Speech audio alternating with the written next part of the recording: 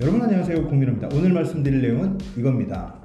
메타로 사명을 바꾼 페이스북, 메타버스는 미래의 찐 먹거리인가? 오늘도 전지영 상무님과 함께 하겠습니다. 안녕하세요. 안녕하십니까. 예.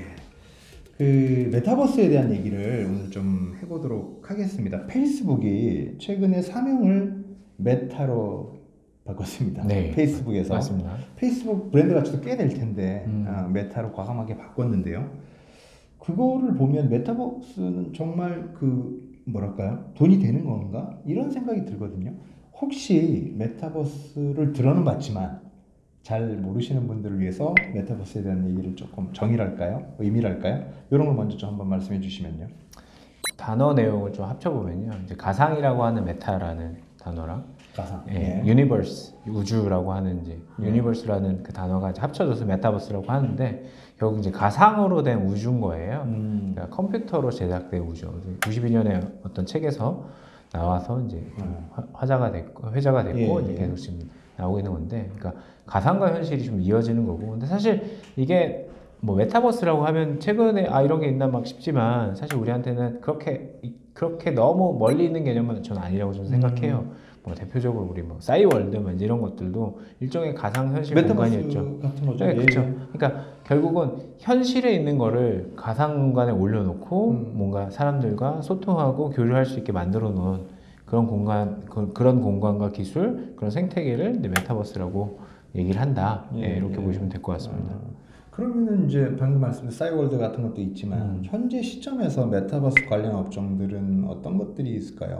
그러니까 그 여러 가지를 좀 봐야 되는데, 사실 메타버스가 최근에 주목받는 이유가 뭐냐면 이제 우리한테는 인터넷이라는 게 있었잖아요. 인터넷이라는 게 이제 원래 이제 없었다가 생겼고, 인터넷이 사실 예전에는 내가 실제로 어딘가를 가서 얘기를 전하고 말하고 뭔가 정보를 전달해야만 종이 기반의 그 정보 전달만 가능했는데, 소위 말하는 이제 월드와이드 웹이 생기면서 서로 연결이 되면 서로 정보를 주고받는. 근데 사실 1차원적인 거죠. 1차원, 2차원적인 평면 기준의 그림과 글 위주의 이제 그런 컨텐츠 소비가 있었는데, 메타버스는 아시다시피 3차원, 4차원 이렇게 다차원적으로 그런 유저 인터페이스를 제공하다 보니까 어쩌면 새로운 인터넷을 활용하는 방법으로서 주목을 받는 거예요. 그러니까 이전에 우리가 인터넷을 썼다면, 근데 인터넷이 있었고 PC 인터넷이 있었고 그게 모바일로 나가서 이제 모바일이 됐잖아요. 이제는 아예 인터넷과 이제 뭐 조금은 다른 개념인 거죠. 그러니까 그 다양한 관점에서 새롭게 인터넷을 사용할 수 있는 방법, 새로운 프로토콜로서 이제 주목을 받는 거거든요. 근데 그런 관점에서 우리가 어떤 업종에 있는 그 기업들을 좀 살펴봐야 되냐. 우선 이제 약간 플랫폼 기업도 있을 것 같아요. 뭐 대표적으로 이제 페이스북 같이 로블록스라고 하는 이제 그런 기업들도 어쨌든 플랫폼이라 하면 사람들이 많이 가서 그런 것들을 만들고 서로 교류하고 많이 모이는 곳, 이걸 이제 플랫폼이라고 얘기할 수 있겠죠. 근데 그걸 이 메타버스가 뭐 2D 기반으로 되지만 3D나 4D 기반으로 가려면 소위 말하는 디바이스가 필요합니다. VR 이 기기가 필요하잖아요. 대표적으로 이제 뭐 페이스북에서 인수를 했지만 오큘러스라는 회사들, 뭐 삼성전자, 뭐 구글 같은 회사들은 그런 디바이스를 만들어서 배포하려고 하는 그런 업종들도 있을 수 있고요. 어쨌든 이 되게 고화질의 다양한 차원의 정보들을 왔다 갔다 해야 하기 때문에 이런 통신이나 인프라 관련한 주식도 메타버스 관련된 주식이다 하고 뭐 이런 부분들 하고, 특히 뭐 그걸 위해서 구현하기 위해서 반도체 칩 같은 것들, 그런 회사들도 엔비디아 같은 회사들도 되게 많이 주목을 받는 회사들이고요. 그런 부분이 있습니다. 근데 뭐 이번에 이제 사실 이제 페이스북이 메타라고 이제 이름을 바꾸면서 얘기하는 게 메타버스 기업으로 5년 안에 다 바꾸면서 이제 탈바꿈하겠다라는 거 했죠. 근데 사실 페이스북과 같은 글로벌 거대 이런 소셜 미디어에서 이렇게 이제 천명을 했다는 거는 그만큼 가능성이 있고 뭐 필요한 부분들, 뭐 그런 부분이 있기 때문에 사실 마이크로소프트, 아까 말씀드린 로블록스도 마이크로소프트 거거든요. 마이크로소프트나 엔비디아처럼 우리가 알고 있는 그런 거대 기업들도 이쪽에 많이 투자를 하고 있는 그런 상황이다. 결국 그 얘기를 들어보면 메타버스라는 어떤 그 업종이라고 해야 될까요? 여기에 있어서 가장 중요한 건 결국은 기술력이다, 이렇게 봐야 될까요? 그렇죠. 결국은 이런 거예요. 그러니까 제가 아직까지는 네네. 대표님이랑 오프라인으로 만나서 이렇게 그렇죠. 같이 영상을 찍고 있잖아요. 예. 근데 이게 5년 후, 10년 후에는 그럴 수 있어요. 그러니까 사실 저는 서울에 살고 대표님은 창원에 사시거든요. 그러니까 사실 오늘 영상을 찍기 위해서 힘들게 새벽에 일어나서 KTX를 타고 오셨어요. 4시 반에 일어나가지고 KTX를 타고 오신 건데 여의도에 있는 위워크까지 와서 이걸 찍고 있거든요. 그렇죠. 물론 이제 줌과 같은 화상으로 할 수 있지만 그거는 1대1로 하는 거고 이렇게 같이 영상을 만들기가 어렵거든요. 메타버스 이렇게 만나서 서로 이거 이미지 캡처해서 얼굴 띵띵 나와가지고 그렇게 대화하는 거를 찍어서 유튜브에 올릴 날이 2, 3년에 있을 수도 있겠네요. 그렇죠. 가능한 거죠. 재밌다. 그렇죠.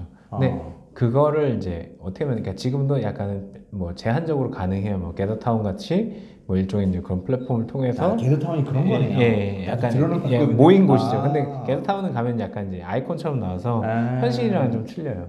약간 게임 같은. 그러니까 이렇게 보시면 돼요. 그러니까 줌이라는 화상 회의 플랫폼이 좋은 게 어쨌든 실사로 이렇게 카메라로 연결해 주잖아요. 근데 물론 이제 그래도 뭐 그나마 낫지만 얼굴 안 보는 것보다는 얼굴 보고 얘기하는 게 낫지만 그래도 조금 현실감은 좀 떨어지지 않습니까?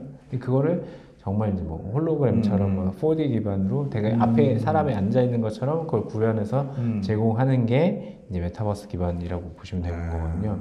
근데 뭐 물론 이제 구현의 방식이 차이가 있지만, 근데 결국은 요 서론을 이렇게 장황하게 말씀드리려면 이거를 하려고 하면 뭐가 필요하겠습니까? 기술이 필요한 거예요. 이걸 실제로 어떤 현실에 있는 것들을 가상 공간에 올려놓고 가상 공간에 있지만 진짜 현실처럼 느끼게 할 수 있는 구현 기술 이런 게 정말 중요하다 이렇게 보시면 되고 그걸 잘 할 수 있는 그 기술, 그 현실화할 수 있는 기술, 인프라 관련해서 어떤 회사가 이걸 수혜를 받을지 그런 걸 좀 잘 살펴보실 필요가 있다. 결국 투자 관련해서 우리가 이야기를 마무리해야 되는데 메타버스 관련해서 투자를 한다면 말씀하셨던 그런 어떤 기술들에 대한 어떤 능력이 뛰어난 회사 이런 데를 잘 찾아내야 되겠네요. 맞습니다. 근데 그 개별 주식을 찾아내는 게 쉽진 않아요. 그렇죠. 왜냐면 뭐 이렇게 보시면 소위 말하는 메타버스 관련주라고 뭐 이렇게 이게 올려져 있는 주식 보면 과연 이게 그런가. 그래서 이게 그러다 보니까 등록폭도 되게 큰 부분들이 있는데 그러다 보니까 상대적으로 특허원인 분들 입장에서는 관심 가져야 될 게 이제 ETF, 펀드 같은 것들은 이제 국내외로 많이 나와 있습니다. 그래서 그런 부분들이 있기 때문에 그런 테마를 그런 비클을 활용해서 좀 고객분들한테 좀 소개를 하고 투자를 하시게 하면 좀 더 괜찮은 좀 변동성은 그나마 줄이고 괜찮은 기대 수익을 얻을 수 있지 않을까. 그렇게 생각을 해봅니다. 상무님 보시기에 개인적으로 메타버스는 진짜 미래의 찐 먹거리라고 보시는 건가요? 그러니까 이렇게 생각하면 이제 초반인 것 같고요. 그러니까 사실 현실화되기 위해서는 꽤 많은 시간과 이런 기대가 필요한 것 같은데 뭐 페이스북이 메타라는 걸로 바꿈으로 인해서 관심을 많이 갖게 된 건 사실인데 사실 뭐 잘 아신 분은 아시겠지만 페이스북이 약간은 뭔가 지금 워낙 공격을 많이 받다 보니까 뭔가 언론 플레이 성격도 있기는 한데 계기가 필요했고 등등등이 있습니다. 근데 만약에 진짜 이들이 얘기한 것처럼 그러한 가상현실 공간이 구체화돼서 이렇게 된다고 한다면 우리의 삶이 또 엄청 바뀌겠죠. 잘 생각해 보시면 스마트폰 이전의 삶과 이후의 삶이 엄청 다르거든요. 맞습니다. 근데 그게 얼마 안 됐어요. 맞습니다. 2008년이에요. 2008년, 2007년이에요. 얼마 안 됐습니다. 근데 10년 안에 이 세상을 바꾸다시피 메타버스가 진짜 현실화되고 나서는 또 엄청나게 많이 바뀔 거예요. 그러니까요. 그렇겠죠. 엄청나게 바뀔 것 같다는 생각도 들고요. 맞습니다. 이게 사실 뭐 핸드폰이 거의 뭐 PC 하나 들고 다니는 그렇죠. 느낌이지 않습니까? 똑같죠. 예전에 막 우리가 백팩에다 노트북 꺼내면 이걸로 이제 웬만한 메일도 되고 파일도 열고 카톡으로 다 왔다 갔다 하고 이런 시대가 되니까 말씀하셨던 메타버스 스마트 기기 대신에 아니면 그게 어떤 메타버스의 툴로서 어떤 이게 뭐랄까 메타버스로 가는 게이트웨이 역할을 할 수 있는 거니까 세상이 또 어떻게 변할지 모르는 우리 SF 영화처럼 띵 누르면 상대방이 띠릭 떠가지고 뭐 그렇게 스타워즈 그 영화처럼 그런 장면처럼 그러니까 그렇게 갈 수도 있고 그건 이제 홀로그램 형식이고 아예 현재 있는 이제 가상 현실은 내가 이렇게 보는 것보다는